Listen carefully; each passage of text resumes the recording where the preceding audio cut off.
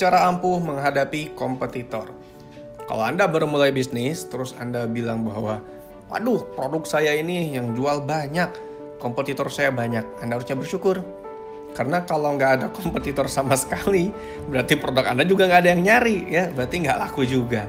Artinya semakin banyak kompetitor, berarti produk Anda punya market yang luas. Nah, sekarang saya akan bahas ada 4 cara ampuh bagaimana Anda menghadapi kompetisi atau kompetitor dengan baik. Kalau Anda tahu cara ini, Anda akan bisa memenangi kompetisi, ya. Pertama, belajarlah dari kompetitor. Kompetitor itu orang yang pasti memiliki kelebihan. Jangan angkuh, jangan sok paling pinter, jangan sok paling hebat sehingga kita nggak mau belajar dari kompetitor. Ya, it's okay untuk kita belajar apa yang dilakukan, apa kelebihan kompetitor. Kalau perlu, beli dan pelajari produk atau cara marketing mereka. Kenapa? Karena dengan kita belajar di industri seperti ini, kita harus banyak belajar sama orang. Kita akan tahu bahwa mana yang berhasil, mana yang tidak, ya. Dan belajar dari kompetitor itu baik sekali karena Anda sudah membuktikan bahwa Anda rendah hati dan Anda mau belajar dari siapapun, ya.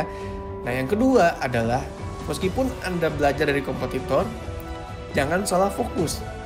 Jangan malah fokusnya ke kompetitornya, tapi Anda tetap harus fokus terhadap customer Anda sendiri. Anda fokus terhadap skill dan value apa yang bisa Anda berikan kepada customer Anda. Fokus terhadap bisnis Anda. Belajar dari kompetitor, tapi fokusnya terhadap customer dan bisnis kita sendiri. Jangan salah fokus, ya. Ada 2 cara untuk jadi yang paling tinggi, ya. Cara pertama adalah dengan menghabiskan semua kompetitor Anda. Ya, kalau Anda pengen jadi paling tinggi, Anda hancurin bisnis orang lain sehingga tinggal tersisa bisnis Anda menang. Atau cara kedua, Anda fokus aja terhadap bisnis Anda, fokus terhadap gedung Anda sendiri.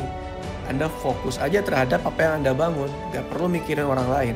Untuk apa jadi yang paling tinggi kalau kita ngancurin orang lain? Ya, jadi yang kedua adalah fokus terhadap bisnis dan customer kita sendiri.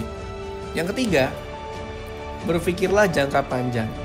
Tidak selamanya dalam pertempuran kita menang, tapi yang jelas dalam suatu perang kita harus menang. Yang penting hasil akhirnya. Mungkin saat ini kompetitor Anda lebih besar daripada Anda. Mungkin saat ini omsetnya lebih besar. Mungkin dia punya market share lebih besar. Tapi ingatlah bahwa bisnis bukan dihitung dalam hanya 1-2 tahun.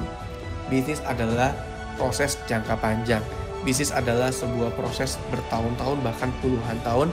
Berpikirlah grand plan jangka panjang sehingga Anda tidak fokus terhadap hal-hal yang sifatnya sementara. Kalau Anda sekarang kalah, nggak apa-apa, itu sekarang. Tapi pastikan setahun, 2 tahun, 3 tahun, 4 tahun, 5 tahun lagi Anda jadi pemenangnya. Dan yang keempat adalah alih-alih berpikir kompetisi. Kenapa Anda tidak berpikir kolaborasi?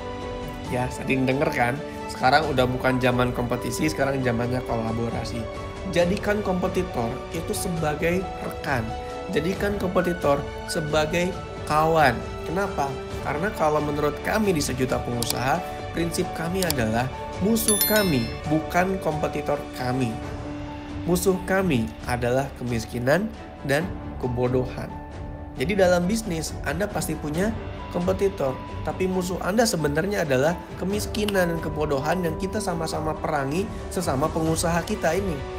Ya, kita sesama pengusaha, yang kita perangi bukan pengusaha lagi. Yang kita perangi adalah kejahatan, kemiskinan, dan kebodohan. Jadi kita harus saling support, meskipun mereka adalah kompetitor kita. Bersainglah dengan sehat, kenapa? Karena rezeki tidak pernah tertukar. Ya, dan yang kita cari bukan cuma angka, tapi yang kita cari adalah berkahnya, ya.